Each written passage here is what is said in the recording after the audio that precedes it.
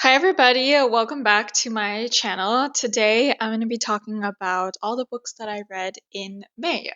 It was a very good reading month for me. I think it's probably the best reading month I've had so far, which is probably why I'm in a reading slump right now, but that's okay. We're getting back into it. But I'm really excited to talk about all the books that I read in May.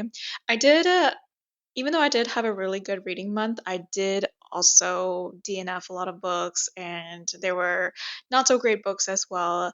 So, again, like in my previous videos, we're gonna go from all my DNFs and then worst books all the way to best books. So let's get started. So let's start off with the DNF. So the book that I DNF'd this month was Anxious People by Frederick Bachman. So, this book is a contemporary fiction book about a basically, I've already forgotten this book, but basically, I think that basically there's a hostage situation at an apartment, and there's a bunch of people there, and then they start to tell each other their stories. At the point where I quit the book, the police were interviewing people in the apartment and finding out what happened in the book. And then it kind of flashes back to some of the other characters in their past. So at the point where I quit the book was where the police were interviewing the hostages in the apartment, and they kind of get more information on what's happening. So even though premise sounds very dark and morbid, it's actually supposed to be more of a lighthearted, more like dramedy type of book. Like there are parts of it that are supposed to be humorous. So this you're not gonna get like fast-paced action type of thing. That is just kind of the premise for for the premise for the author to talk more about what humanity and everything like that. And I think this is gonna be my last Frederick Bachman book because whenever I read his books, I feel so emotionally manipulated, and this book is supposed to make you feel really good about humanity, and it doesn't for me because I feel emotionally manipulated into that conclusion, right?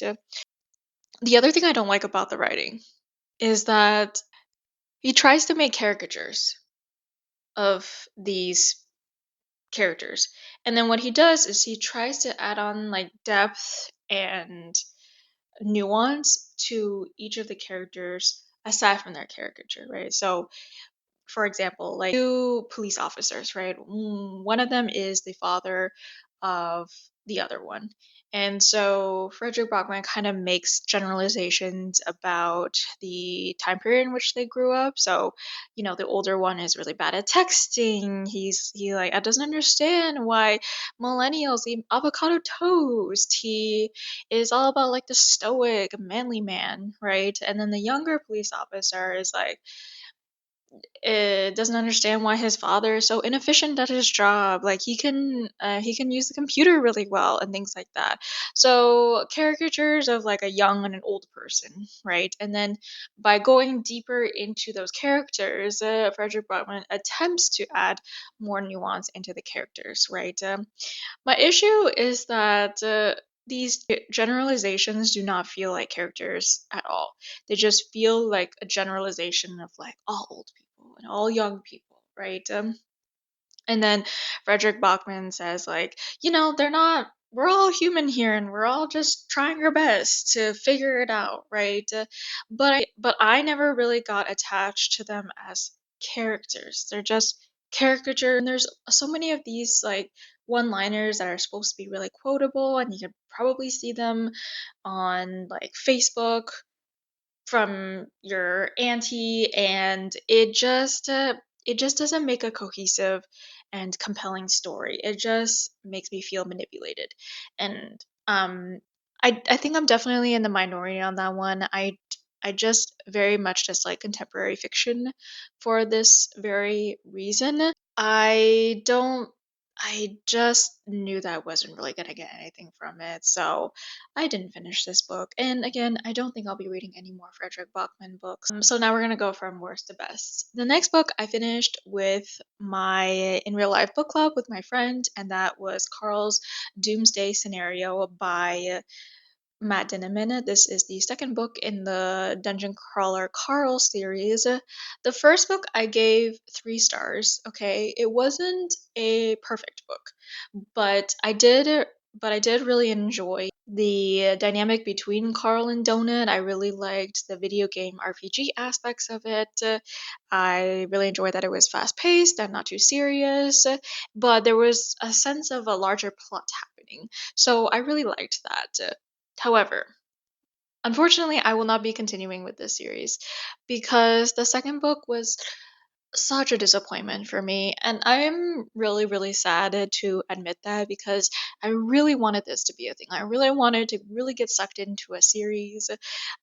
It's 9 books, I think, so far, and I just really want to sink my teeth into like a compelling world that was still fun and unserious. But this whole entire book was just about, and there's no spoilers here, but basically just about Carl and Donut going on a side quest to solve some side issue in the town that they're in. There's still a lot of world building in between, but bigger picture world building and plot wise really only happened like near the end.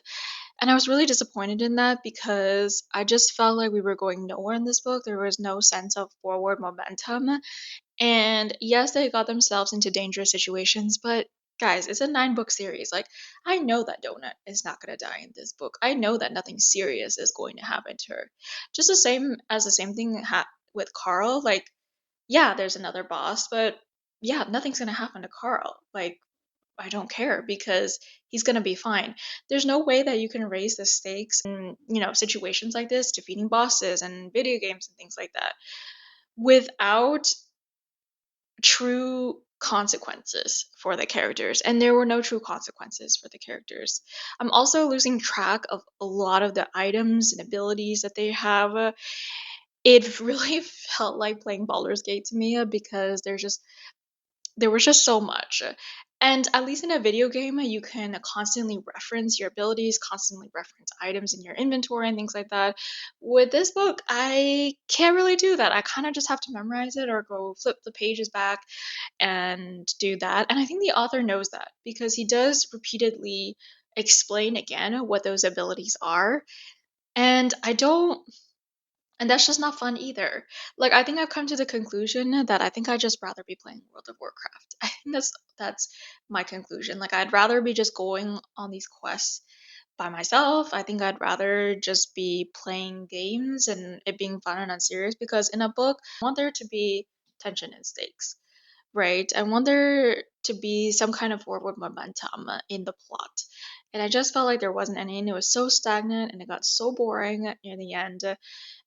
Yeah, I will not be continuing with this series. It just kind of makes me mad talking about it. And yeah, I'd rather be playing Baldur's Gate. I'd rather be playing WoW. I'd rather be playing an RPG or an MMO and not be reading about it, right? I just don't think it really fits into this format unless you're building a lot more tension.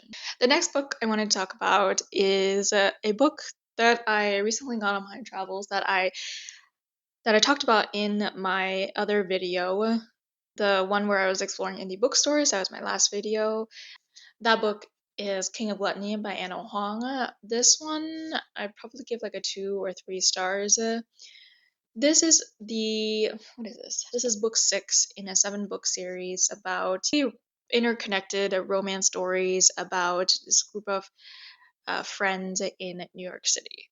So this series is kind of like my comfort series, my the Goldilocks of romance for me, shall we say. It's not the best romance series out there, nor is it the worst romance series out there. There's just enough combination of fun, unserious moments, and friendship, and romance, and non-problematic elements, and just enough spice in it that I just know what I'm getting in these books. it's just something that I just kind of want to pick up and know I'm gonna get a certain kind of story and just kind of turn my brain off. And it's just fun. It's also set in New York City, which I really love. Some books in the series are better than others, as many people who read this series will probably tell you. I kind of regret buying this one just because I don't think that it was executed very well, in my opinion. This is a childhood rivals to lovers trope. It follows our main characters, Sebastian and Maya. They have to work together on a project. I think it's something about food. I forgot. I already forgot their respective jobs. But it was fun while I read it, and I read it in like 4 hours while I was on the train ride to New York. Um, but is it as good as the other ones in the series, like King of Wrath and King of Sloth? No, it is not. So I don't think it really deserves a space on my bookshelf. I think my main issue is that they turn to lovers like way too quickly. I mean, we're supposed to believe that these people are rivals to lovers. They've had like years long rivals, but in the span of like a few chapters, they're not rivals anymore. And I know that Anno Hong tries to make it believable into thinking that we could accept them as lovers, but I just didn't buy it, and I need to buy it if it's gonna be a rivals to lovers book. So I'm probably gonna donate this one. Um, but I did reread another book in this series that I will talk about in a bit, and that one was way better. And I'll explain why. Next book is A Firefly Wedding, Volume 1. This was the next book club series that I am reading with my friend in real life. After Carl's A Doomsday Scenario, we decided to pick up a manga. And I will be honest with you, I don't pick up a lot of manga. I don't know what it is about manga that I simply struggle to get through. Um, I could probably make a whole entire video about it, to be honest, but I struggle with it, and I don't want to struggle with it. I like some of what I read, and I just really want to get more into it, but I mean, the search continues. The Firefly Wedding is essentially a book about our two main characters. The first one is the daughter of a really wealthy family in Japan, and she was born with a heart condition. So she has a very limited time to live. And this is constantly referenced in the manga as well, that she doesn't really have a long time to live. So her objective in life was always to marry into a good family and make sure that her family is well taken care of before she passes away, right? Um, One day she goes to the market, she gets captured by mercenaries that someone hired to get rid of her. But in the process, one of the assassins, he actually ends up saving her because he's really intrigued by her.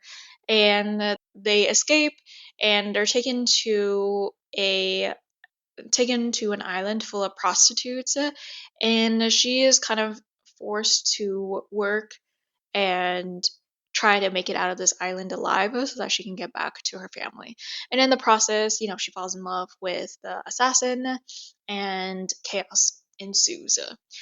I will talk about this more in my June wrap up because I finished the whole series in June. This one was honestly, I think, the best volume in the series. Unfortunately, I think I just struggle with female main characters where writers do not write any really much agency in their part, and the male main character is much more compelling than the female character, right? Because he has to kind of go through this arc of recognizing that as an assassin, he's like, why is he an assassin? Like, what benefit does it provide him now? And does that make him a good person? Can you fall in love with someone like that? Right? Which are all very compelling questions. The issue is that they're not, these two characters are not well matched in terms of power dynamic, right? It's very clear that this assassin has a lot of power in this relationship, and she is just kind of there just to provide like a moral compass for him, but there's not really much for me to like grab on. this book is also trying to follow her like falling in love and like what it means to do that when you've had kind of limited time yourself on Earth, but it just wasn't enough for me. I think also the main character is really toxic and not in a fun way, in my opinion. Like, but he does these things against like her wishes. I just don't really care for that as much too. That sort of dynamic. Maybe I would have liked that more when I was younger, but I just don't like that anymore. And the rest of the series kind of proves that to me. So I read the whole thing because it was really actually really easy to read, and I really liked discussing it with my friend. There's just a it's just a lot. It's just a really fun book to discuss in a book club because there's just like so many odd things that happen. But I will say that I do really like the artwork for this series. It's just really fun, and text wise, there's not much text in it as well. So there's that. It's something to fly through, but again, not my favorite. The next book is the fourth book in the Kings of Sin series. That book is King of Sloth by Anna Huang. Rereading this one and then comparing it to King of Gluttony, this one is so much better than King of Gluttony. Well, first of all, I think I might just like this trope better. This one is about Sloane and Xavier. And Sloane has always kind of been a workaholic all of her life. She is Xavier's publicist, and she is very type A, kind of ice queen. And people in her life have made fun of her a lot for that and not feeling proper quote unquote emotions. And she's kind of always felt like no one could ever accept her for who she was. And Xavier is the heir to a very, I don't know what he does, his father does, but he is set to inherit a really wealthy company, and he's kind of the opposite of Sloane, right? He really likes to have a good time. He doesn't really take many things seriously, and he doesn't know if he wants to do that. He doesn't really know what he wants to do with his life yet, and they kind of help each other out with those. I really think that Anna Huang gave so much depth to Sloane and Xavier, but honestly, more than that, you really understand why these two like to be together, right? Because so many times with opposites attract, like the opposites are attracting. There's initial attraction there, intention, right? Because you guys are opposites, right? But how is this going to work in a long-term relationship? And you really see that each of them accept each other for who they are, but they also like build each other up and tell each other that they can be more than who other people have already boxed them in to be and who they've already boxed themselves into, right? So Sloane has always been someone who everyone told her like she couldn't get a man because she didn't feel proper emotions and she was too stoic and icy and things like that. And Xavier proves that like, hey, you like I wanted to get to know you, and once I got to know you, you are like, yes, you are stoic and you really like to work and things like that, but that's like what makes you great too. But that doesn't mean that you don't have emotions. People just didn't really try enough to care enough to really dig in and find out who you were. And the same for Xavier as well. Like everyone kind of saw him as someone who couldn't make it very far in life and who was too unserious and things like that. But Sloane also said like, there's a lot more passion in you than you think that you have. And I just really loved that. I think that's not really something I see much of in opposites attract romance. The opposites themselves seem to be enough in books to say like, hey, they belong together, but there is more in here than just like the opposites attract, right? And so there's just more story in here, and the relationship really developed a lot more slowly for me to really understand like, hey, this is gonna work out, but they have issues and they're gonna work through them. There's spies, and there's just a little bit of everything, and I just really, really like this one. I think this one was my favorite in the series, and I think King of Wrath is probably second. So yeah, this is what I mean by Goldilocks of romance. It's unserious. I can read it so quickly, but there's just something there that just makes you a little bit happy and comforted, and yeah, I think that's just the beauty of romance. And then I decided I wanted to read a bunch of children's fantasy classics for some reason. I don't know why. I think it's because I saw Wicked in New York recently, and so I wanted to kind of really dive deep into that, which kind of failed because I did DNF Wicked by Gregory Maguire. I don't know what that book was about, but that's for June. And then I also went to the source material, The Wizard of Oz by Frank Baum. I'm sure everyone knows the story of The Wizard of Oz, right? Dorothy from Kansas, she gets caught up in a tornado. She kills the Wicked Witch of the East. She goes on an adventure with her four friends. Three? Yeah, the Tin Man, Lion Man, and the Scarecrow, and they all go to the Wizard of Oz to try and get what each of them want. This is a book that is presumably meant for kids, right? And I am going to be a little bit brief on all of these children's classics that I'm reading because I want to do a whole video reviewing all of them. But, presumably this classic is for kids. Now, when you're a child, you are going to be learning about morals quite simplistically, I would say. There's going to be good guys and there's going to be bad guys, and there's not much questioning of why a person is a good guy and why a person is a bad guy, right? But but here's the thing: when I'm reading this book as an older woman, right? I feel like that still kind of has to hold up. Otherwise, we're manipulating our kids into believing that a bad guy is a good guy and a good guy is a bad guy. Now that can work, right? Because everyone is nuanced and all that stuff. But I don't think it was meant to be that way in this book, right? And I feel like I've been lied to this whole time because now, as I'm reading this book, I'm realizing that the wizard is not a good person. And I was gaslit into thinking that the Wizard of Oz is a good person. He is not a good person. He is not the wonderful Wizard of Oz. And I'm sure you could debate me on that, but to me, he is quite manipulative and selfish and doesn't really help them.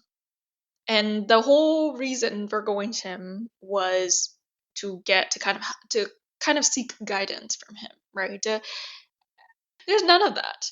And that is so frustrating to me. If he was going to retitle this book, it should be The Good Witch of the South. That's what he should have said. Because the Good Witch of the South was the one that actually told Dorothy, like, hey, um, like, all you need to do is tap your shoes and then you can go home. Right? But no, it's called The Wizard of Oz. So I don't understand that. And there's also a lot of convenient solutions to things, and it seems like the convenient solution to everything in this book is to kill someone. And I don't know how I feel about that. I don't know how I feel about directing that message to kids. One fun fact about this book, though, is that uh, Dorothy's slippers are not actually ruby. They're supposed to be just silver. So I thought that was interesting. I think in terms of the world building, it was interesting for sure. There's a certain absurdity to it, which is important to know because I'll be talking about another classic that has those same themes. And there is an absurdity to it, and you kind of just accept that absurdity. But to me, it just wasn't that exciting to me. So 3 stars to The Wizard of Oz. I probably won't be reading it again. I don't really want to read it to my kids, but it's such a cultural phenomenon that I might. But we will certainly have a talk about it afterwards. Children's classic that I read is The Phantom Tollbooth by Norton Juster. This one I read as a kid, so I'm rereading it for I think the third or fourth time now. I absolutely adore this book. But it's kind of a lot about more social commentary kind of fantasy than, let's say, the Wizard of Oz is. This one I think is meant for a bit of an older kid because, well, let me back up. This book is about Milo. Now, Milo is depressed, or maybe I might call him more alexithymic. He's doesn't really enjoy life a lot. I don't think he necessarily wants to die. He just wants to not be there, right? And there's a quote in this book where he says, whenever he is outside, he wants to be inside. And whenever he's inside, he wants to be outside. So he's never really happy where he's at.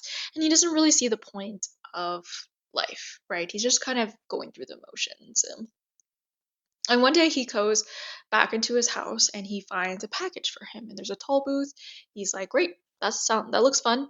So he goes into like the little toy car that they give him in the package, and then he kind of drives it. And before you know it, he's in this new land, and he goes through different lands to try and rescue these princesses named Rhyme and Reason with the help of this TikTok dog. I think his name is Talk the dog, and a humbug. And this book is kind of a delight. First of all, when have you ever read a children's book with a depressed child? No, never, right? Pretty much never, if you really think about it. Um, Most kids in children's books are like Dorothy, right? Very precocious, very almost practical in their precociousness, very happy children who love their families and are very happy-go-lucky and go with the flow and just generally happy children. Not Milo. Milo is not happy. And I thought that was, and that might not seem like a big thing, but I think it is. Because when you're a child and you see all these happy kids, you really think that you should be happy as a kid. Which you should be, right? Children deserve happiness for sure. But that's not the way the world works. And there are depressed kids, and there are kids who don't enjoy life as much. And I want to help all of them, but that is Milo. That is Milo. And I think it's just wonderful that at the end of the book, without it sounding like too cheesy and without like emotionally manipulating you, like you really believe that Milo like wants to live life at the end of this book. Also, the wordplay in this is pretty outstanding. I really like it. But it's really all about some social commentary about like attention in the modern world. A lot of like tips of wisdom that you don't really see as a kid reading this book, but as an adult, you're like, whoa, that is actually quite profound. Um, like for example, when he goes to the land of Dictionopolis, like people just use a bunch of similes and words for everything, but they don't really know what they're saying. And so it's kind of a commentary on like people saying a bunch of words but not understanding what they mean or really having intention with their words. So I think this is so clever, and I think it's just something that you could definitely reread over and over again. It's a delightful book, and it's something that I think is like quite original as well. So yeah, The Phantom Tollbooth, 4 stars. I think, however, that my favorite children's classic is Alice in Wonderland by Lewis Carroll. I think this is my second time rereading this book. The first time I read it was when I was, I think, in like college. This is a delightful book. Let me put down my microphones so I can show you like some of the pictures in this book because they're absolutely delightful. This is the Rifle Paper Company edition. I am planning on getting the Mina Lima interactive edition, but I just couldn't say no to this one. This one is really cute and modern because I like modern art. So there's one. Caterpillar. I know. It's pretty awesome. So Alice in Wonderland, I'm sure everyone knows the summary to this one too. It's basically Alice is a precocious, happy child, and she's bored with her schoolwork, and so she just decides one day to follow an anxious rabbit down a rabbit hole and go into Wonderland. And that's it. And then it just kind of follows her adventures in Wonderland as she meets some very interesting characters and things like that. So I think this book is well known for many different reasons. But the reasons that I think upon reread is uh twofold. One is the wordplay. The wordplay is absolutely amazing. It just he Lewis Carroll definitely has a way with words. And actually it's very interesting because he was a mathematician when he was alive. And you can see some of that inspiration in this book as well.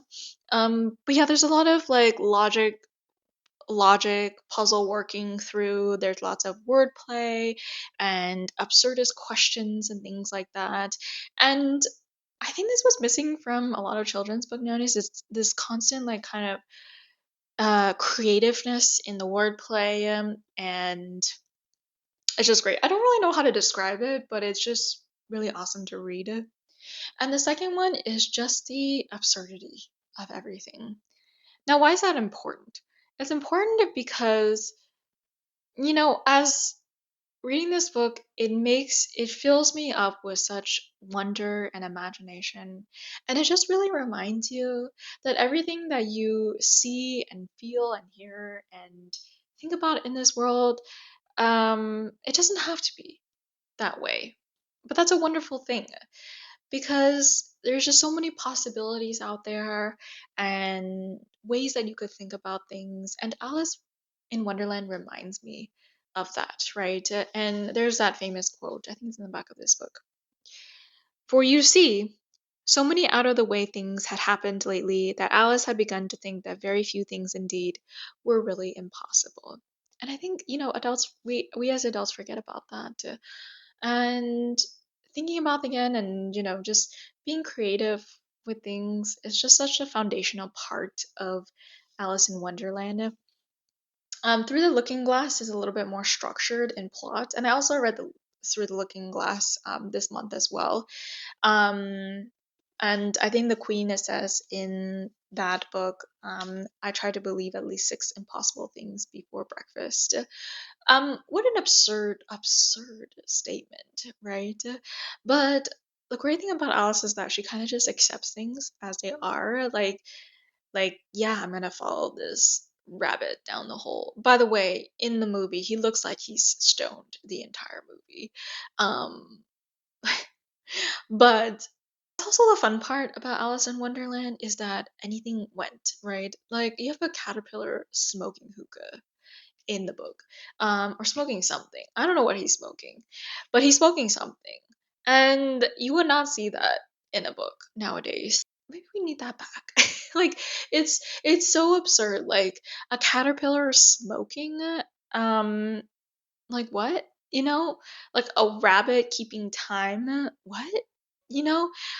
But it just kind of works. It just kind of works. And I always bitch about books that don't have rules in their world. Rules are important because you can break them, right? And when you break them, that's where the stakes are, that's where the tension is, that's where the development is. But in this book, I don't really care that it doesn't really follow any rules, or that there are never rules to begin with, right? Um I think that's kind of the beauty of it, and somehow it just works. I can't explain it. So, yeah, I'm really happy to have this copy in my collection. All like the children's classic books that I read this in May, and I'm having a really fun time with them in June as well, and I'll talk about those. I'm probably gonna have like a whole review video of it, so be on the lookout for that. But going into my favorite books of the month, the next two are two books in a fantasy series that I am absolutely loving so far. I am so happy to be back in my fantasy era. Oh my gosh, I love fantasy now. I just took a break for a while because I just didn't think anything was really capturing my attention, and I really love fantasy and I never really stopped reading fantasy, but like epic fantasy books, I'm finding that I'm easing back into them and I'm loving. The Tainted Cup by Robert Jackson Bennett. This was nominated for a Hugo Award, I think probably in 2025 or 2024. But this is following our two main characters, Anna and Din. Din serves as sort of an assistant, you would say, an associate for Anna. Anna is a principal investigator for one of the higher, I think, investigators in this world. I kind of think this book is kind of a mishmash of different books. He mentions in this book that the Nero Wolf series that was introduced to him by his grandma was a big inspiration for this series. And Nero Wolf is basically in the same vein as like Sherlock Holmes, that kind of style of writing. You have the detective, they try to accumulate, there's a cast of characters like it could be, they gather clues, and then at the end, the detective kind of reveals all that he knows about the mystery and then reveals like the culprit behind the mystery. This book works the same way, but in a fantasy world. The fantasy world is like Attack on Titan. Basically, there are three principal walls. Within these walls is where these people live, right? And then every season, these creatures called leviathans, they basically try to destroy the they basically try to destroy the and come up on land, and it wreaks a lot of havoc on the land that they're in.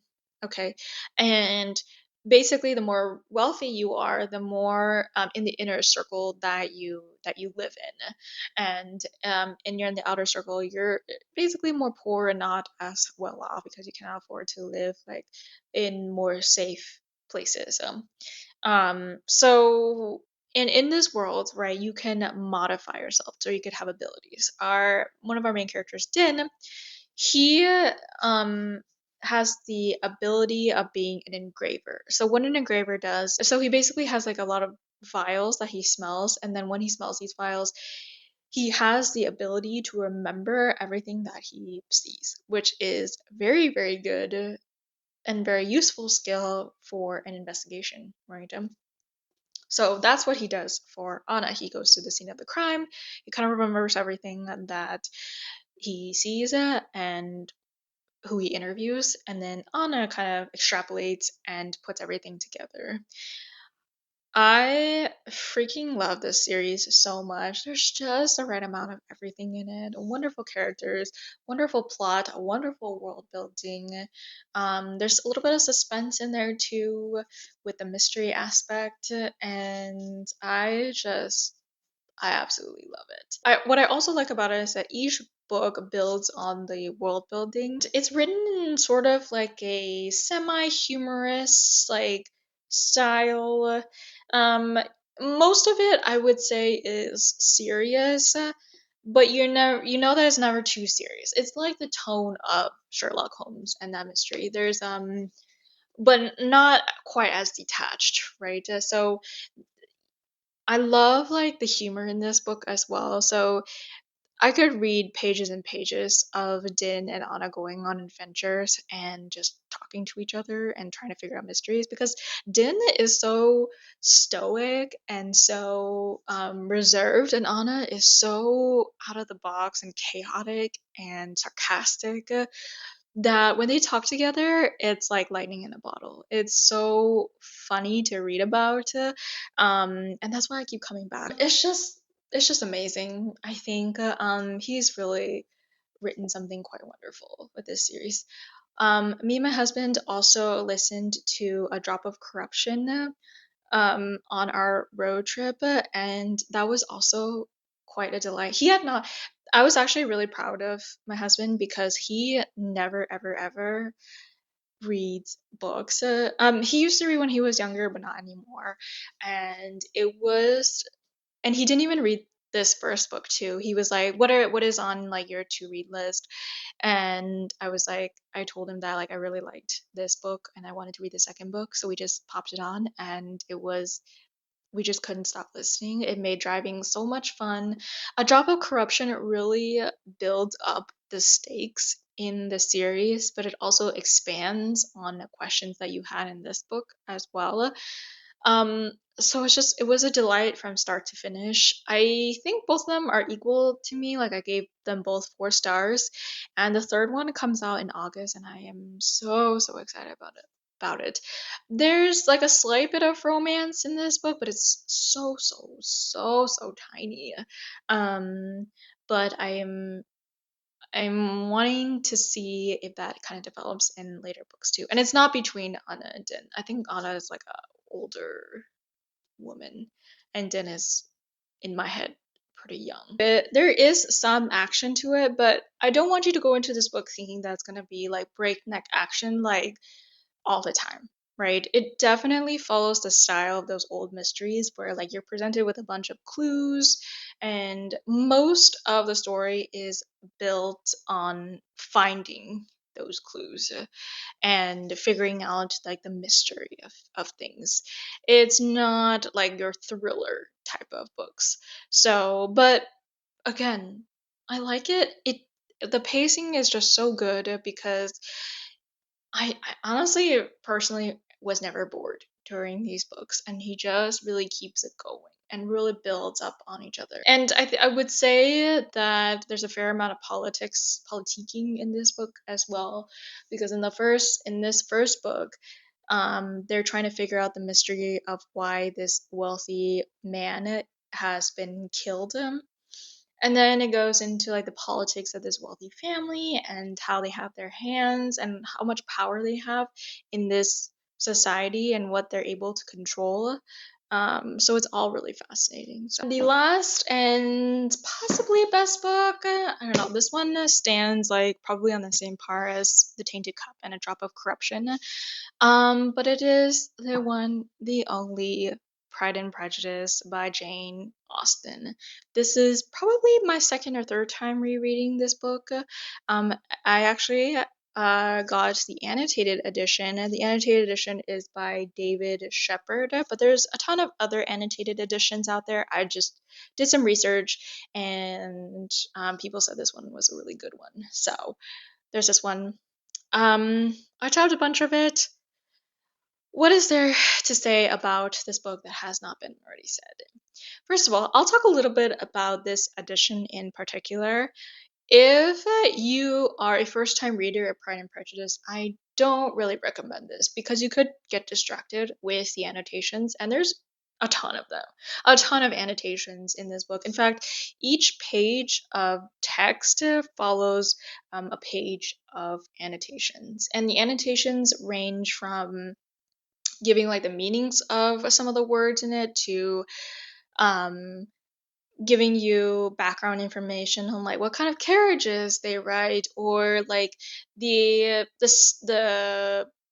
politics of the clergy and the wealthy, and just talking more about the jobs that they have, and all of that. There's a ton.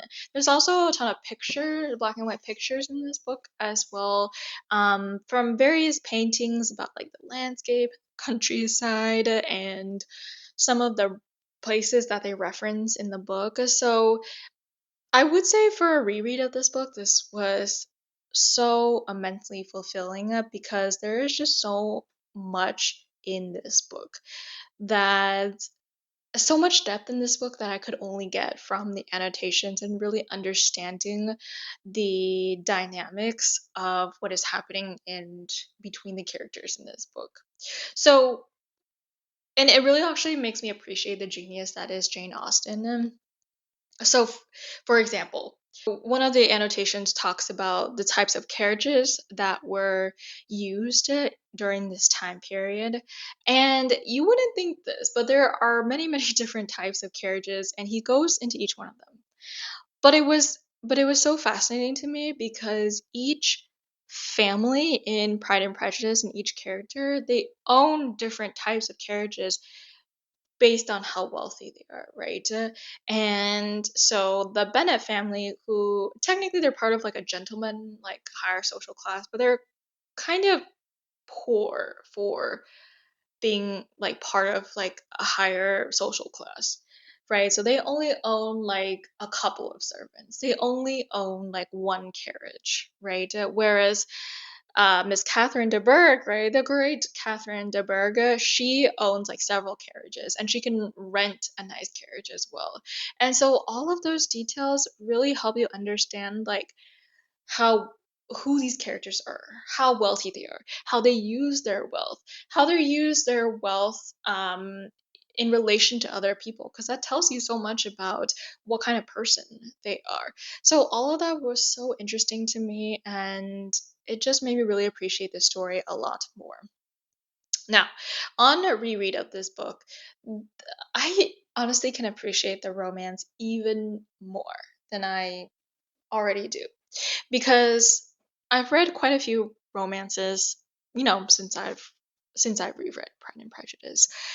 And a lot of people complain that they don't like the miscommunication trope. And I think that it can be done well. It's just very, very rarely done well. And Pride and Prejudice is that.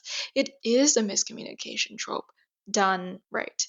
Um and I think a lot of times, it's said that, whenever a couple in a romance book like have issues, people are like, why don't they just talk about it? They should just talk about it, and everything would be solved. And I think a lot of times it's really not that simple, right? And you can really see it in Pride and Prejudice, because Elizabeth and Darcy are talking to each other, right?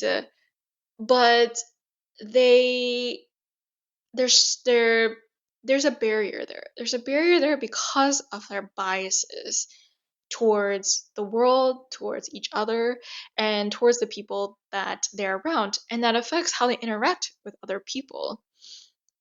And I think that's just a wonderful thing, because each piece of dialogue in this book is so true to each character, and you can see why each character maybe does not understand each other, or why this each character gets along with each other, right? And it's just that way in real life. I find that in romance book, um, there's such a lack of witty banter and real witty banter and real tension, because each piece of banter just kind of means what it means. There's nothing underlying it or nothing you could really read into it, because it's just kind of there. It's just kind of there. And I think with the dual point of view, it makes things worse, because you already know what the other person is thinking. There's no sense of tension there. There's no sense of stakes or understanding there. And if the other character does say something like off-putting or wrong, maybe they just said it because, they were in a bad day. But Darcy says some of these things and he actually means them, and they were actually hurtful, right? Um, so you can understand each person's like point of view when he's talking about it. So let me maybe show you like an example um, of what I mean. So there's this part in the book where you can really get, and I don't think this is really a spoiler, but you can really understand why these characters act the way they act, because Jane Austen has really developed each individual character separately, and really you really come to understand them. So I think they're talking about Bingley, and Darcy says, "To yield readily, easily, to the persuasion of a friend is no merit with you."